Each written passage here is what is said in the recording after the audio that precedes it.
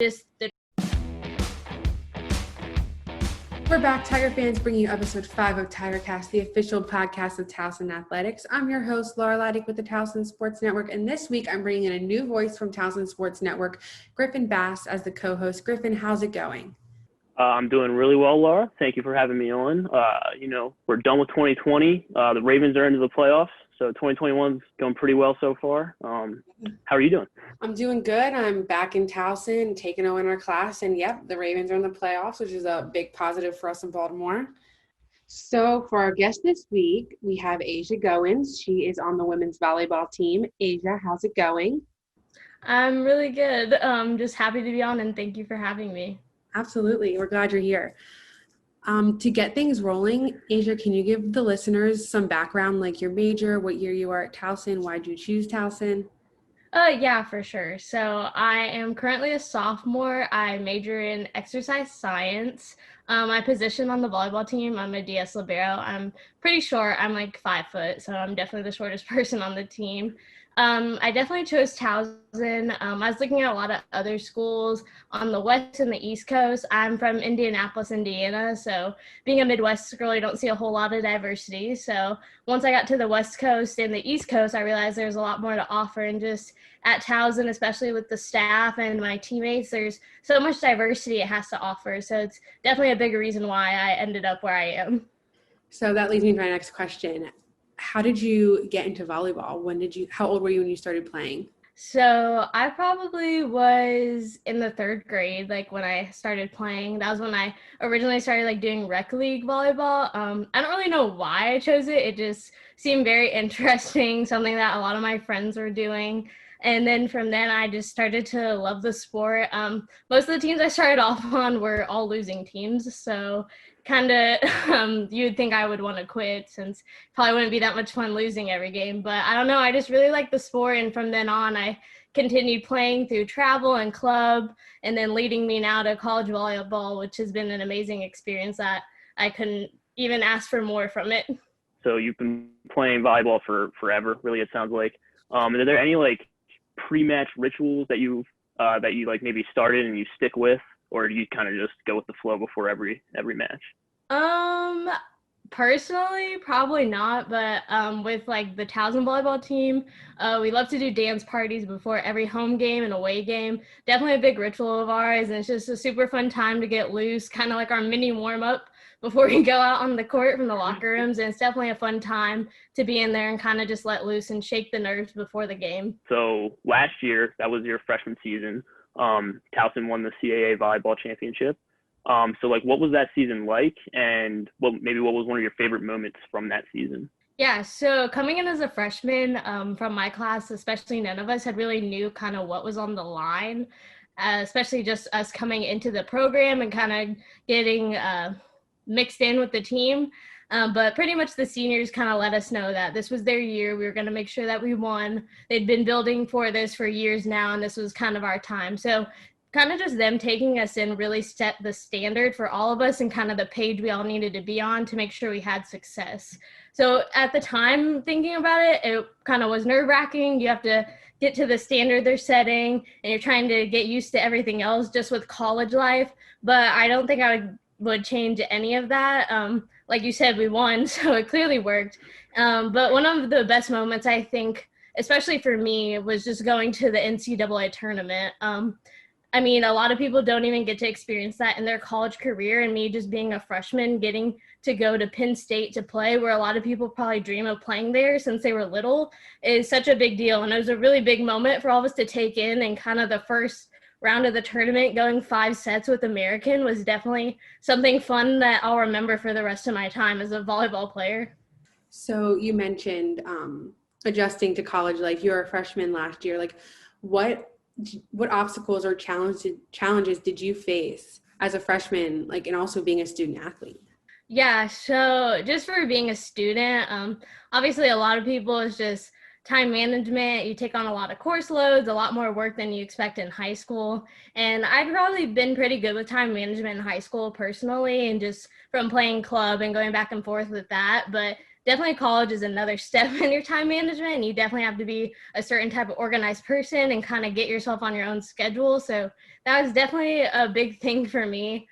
Being away from home, I'm very close with my family, so kind of going that like 9 hour away type of drive was definitely a big step for me, because I had been with my family most of my time. When I'd been at home, I wasn't really a huge person on going out to hang out with my friends and stuff like that. So kind of being away from them was a big step for me as well. But I know I'm like, they're happy I did it, and I'm happy I did it. So that was another huge step. But just being an athlete, club volleyball and college volleyball are very different. Depending on whatever program you go to, there's a different kind of culture and standard set for your practices, and that's something you have to get used to. Just the training and conditioning, lifting based on your classworks too is a lot to take in. So it's definitely a huge step for me, just being an athlete and a student at the same time. But having that summer period when we come in is definitely really helpful for me. And I know a lot of other athletes, just getting kind of yourself ready for what the fall semester looks like. So what does the fall semester look like for you? How, like with your classes and practice, like what does a normal day look like? Yeah, so obviously this fall was a little different, but a normal fall we would be in season. So before those 2 weeks of classes starting in the fall, we would have our preseason, which kind of looks like you have 2-a-day practices, you have rehab, and then you have different meals set throughout the day, but you have no classes at that time. So it's kind of just all focused on volleyball, kind of go through a lot of talking of like different plays and kind of how the team works and different things you need to know set by your position. And then kind of once classes start, you just go to class all morning, practice, go back to your dorm, eat, and sleep. So it's pretty much your schedule. And then on the weekends, we would have games. So that's pretty much the schedule I had in the fall, but in the spring, you get a little more free time just with classes and training. So for this fall semester, since obviously COVID and everything, what did that, were you guys on campus and were you guys able to practice? Yeah, we actually were.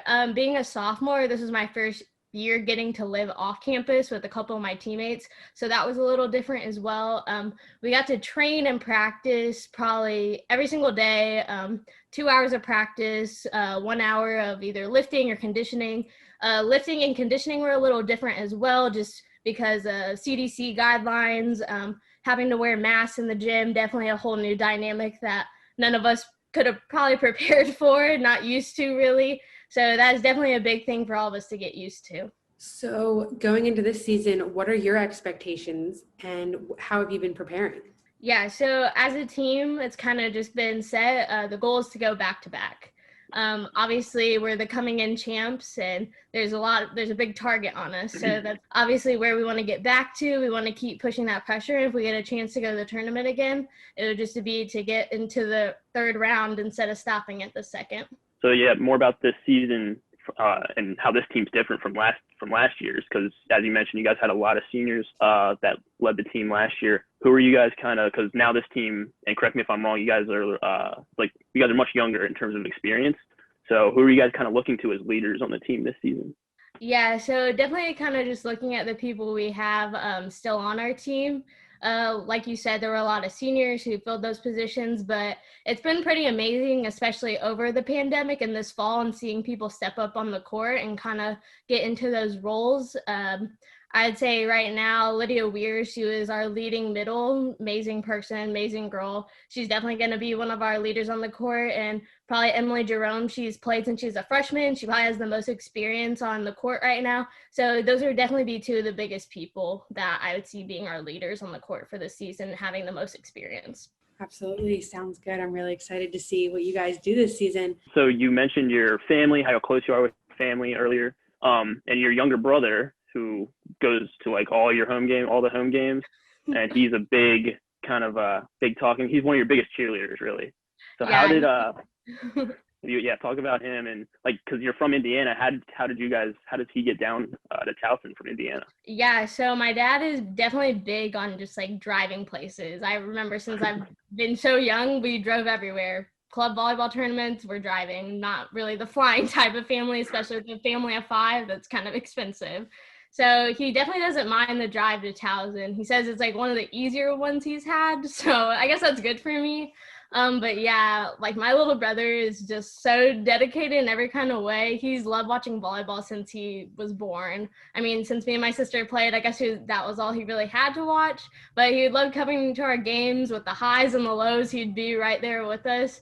And my parents, obviously doing anything that he wanted to do, got him just like a whole suit and everything. I think the most fun he had was probably like dance battling the different mascots, like when he would be able to come to the away games or the home games. So just be really fun for him. How old is he? He's 9, so yeah, He's 9. big personality. How long is that drive from Indiana to Towson? Yeah, it's my dad gets it down to 8. I haven't been able to do that. Wow. I'm able to do it in 9. So yeah. And they were coming in for every game? Yeah, they were there for every single home game. At least one of my family members was there, which none of us expected it. It was kind of just they decided to do that once the season started.